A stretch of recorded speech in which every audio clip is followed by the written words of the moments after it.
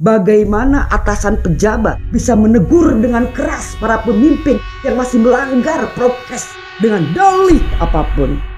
Kami pun minta agar pintu-pintu masuk ke Indonesia ditutup bagi masyarakat. Cukup dengan bagaimana caranya agar masyarakat bisa disiplin melaksanakan protokol kesehatan.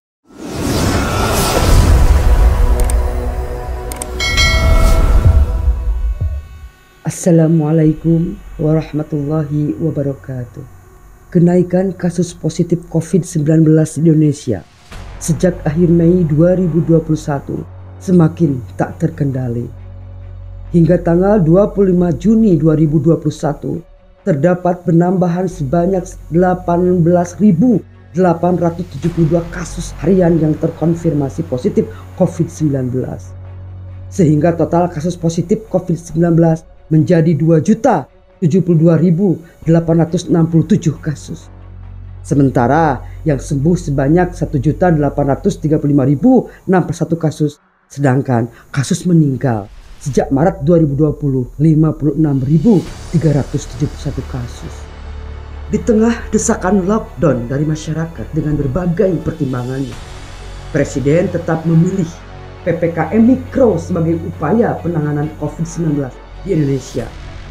Keselamatan 271 jiwa lebih ada di tangan Presiden. Apakah kebijakan PPKM Mikro yang diambil Presiden berhasil menahan laju perkembangan COVID di Indonesia? Atau malah sebaliknya seperti terjadi sebelumnya, yaitu terjadinya lonjakan dahsyat kasus COVID-19.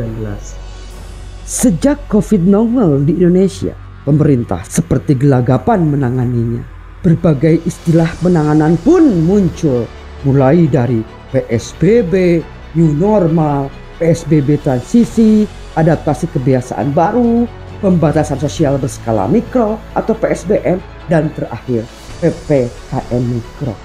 Istilah-istilah tersebut membuat kita sebagai masyarakat puyeng. Bagi masyarakat sebenarnya sederhana saja.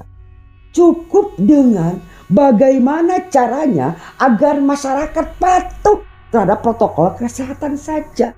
Cukup itu saja.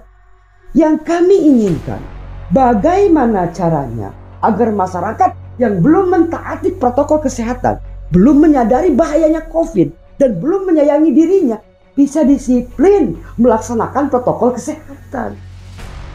Kami pun minta agar pintu-pintu masuk ke Indonesia ditutup sampai kondisi COVID global normal seperti bandara dan pelabuhan.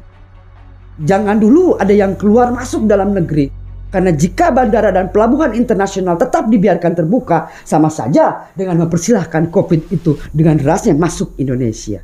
Jika memang pemerintah serius itu juga, karena faktanya dari awal pintu masuk COVID ke Indonesia kan pelabuhan dan bandara. Tidak kalah penting adalah bagaimana atasan pejabat atau pemimpin bisa menegur dengan keras para pemimpin yang masih melanggar prokes dengan dalih apapun. Kamu kira ini main-main ini? Kita semua capek, Pak. Tahu kamu? Gak hanya kamu aja. Kita nggak pulang ngurusin garda di depan kita ini. Kamu macam-macam ngumpulin orang kayak gini. Kenapa ini penting? Sebab ketika ada pemimpin yang masih bebal dan tidak memberikan contoh, akan dijadikan argumen pembenar oleh masyarakat ketika mereka tidak menjalankan prokes. Hukum tegakkan juga yang di atas. Mau menegakkan hukum, tegakkan yang di atas. Maka Presiden lewat Mendagri bisa menegur kepala daerah, baik gubernur maupun bupati atau wali kota. Kepala daerah bisa menegur OPD dan aparat bawahannya dan seterusnya yang melanggar dan tidak memberikan contoh kepada masyarakat. Kita ambil contoh. Ada 3 bupati yang berangkat ke Bali pada tanggal 19 Juni 2021. Padahal saat itu COVID sedang meningkat. Dan saat itu pula PPKM Mikro sedang dilaksanakan se-Jawa Bali. Ada salah seorang gubernur yang malah melakukan mandi bareng di salah satu kolam renang saat COVID provinsinya meningkat pada Januari 2021 lalu. Kepala daerah menghadiri acara yang bersifat seremonial, padahal dia sendiri mengeluarkan larangan acara seremonial. Ada lagi beberapa orang perangkat desa menyanyi bersama biduan tanpa menggunakan masker di salah satu desa Kecamatan Wirosari, Kabupaten Grobogan. Seharusnya mereka diberikan teguran, bahkan sanksi, jika memang pemerintah ingin menerapkan peraturan ini dengan konsep ketauladanan. Selanjutnya kami sampaikan terima kasih yang sebesar-besarnya kepada sahabat-sahabat dari anggota TNI, Polri, dan seluruh jajaran Komite Penanganan COVID-19 mulai pusat sampai desa yang bekerja maksimal tanpa mengenal waktu demi menjalankan tugas negara dan agar masyarakat bisa terhindar dari COVID-19. Namun di lapangan masih saja ada oknum yang melaksanakan tugas jika ada anggarannya. Ketika anggaran itu tidak ada, tidak melaksanakan. Ini yang perlu disadarkan oleh pimpinan kesatuan masing-masing, baik kesatuan TNI, Polri maupun Komite Penanganan COVID yang berasal dari ASN. Perlu disampaikan pula bahwa di bawah pengetatan tersebut belum berjalan maksimal. Ketika kita keluar rumah, kemudian berjalan ke perkotaan misalkan, mungkin tidak kurang dari 25% masyarakat yang tidak menggunakan masker. Mereka perlu dipaksa bagaimana agar menggunakan masker demi kesehatan dirinya, keluarganya, dan lingkungannya. Kalaupun tidak sayang pada orang lain, minimal menyayangi dirinya sendiri saja. Kesadaran masyarakat ini mungkin karena kurang pemahaman. Maka peningkatan sosialisasi itu menjadi sebuah keharusan sehingga mereka menyadari apa pentingnya prokes bagi dirinya. Kesemuanya tidak lepas dari bagaimana ketegasan Presiden terhadap jajaran yang ada di bawahnya. Ini menjadi kunci keberhasilan. Apapun istilah atau kebijakan yang dikeluarkan Presiden, tanpa ketegasan beliau, pelaksanaan di bawah pun akan lemah.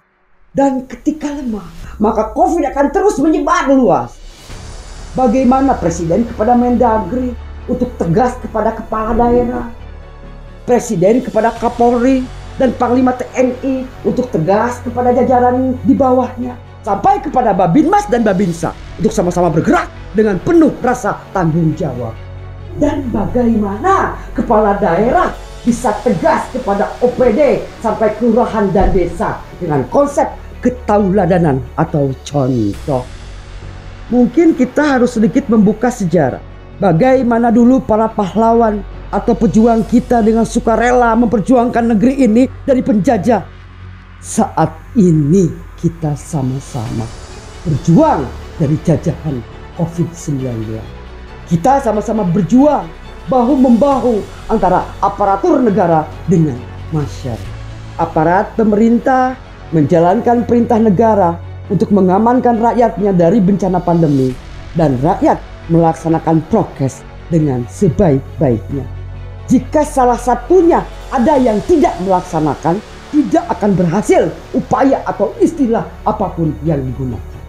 Terakhir kami sampaikan, semoga para petugas pelaksana PPKM Mikro dari pusat sampai desa, dari unsur pemerintah baik TNI maupun Polri, diberikan kelancaran dan kesehatan serta tetap semangat. Kita sebagai masyarakat, mari taati semua anjuran dari pemerintah. Sebab pada dasarnya anjuran tersebut dibuat untuk keselamatan kita sebagai masyarakat. Semoga bencana pandemi ini secepatnya reda dan kita kembali pada kehidupan normal.